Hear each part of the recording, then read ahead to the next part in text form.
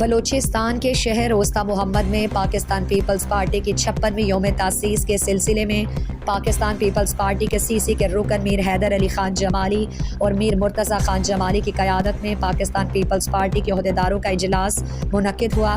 اجلاس میں پارٹی کے یوم تاسیس کے موقع پر کوئٹہ میں عظیم الشان جلسہ عام کی تیاریوں اور آئندہ عام انتخابات کے حوالے سے پارٹی کی حکمت عملی مرتب کرنے کے لیے لائحہ عمل تیار کی گئی۔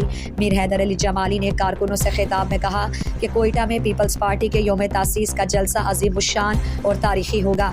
جنرل الیکشن میں بلوچستان کی عوام اپنے مینڈیٹ کی حفاظت کرے گی۔ 8 فروری پیپلز پارٹی کو ووٹ دے کر کامیابی سے ہمکنار کروائے گی۔ جلسہ عام میں پارٹی قائدین آصف علی زرداری، بلاول بھٹو زرداری اور دیگر خطاب کریں گے۔ مزید دلچسپ معلومات اور خبروں سے آگاہ ہونے کے لیے Gedrosia point Facebook page, Instagram, Twitter کو فالو اور یوٹیوب چینل کو سبسکرائب کریں۔ بیل آئیکن بٹن دبانا نہ بھولیں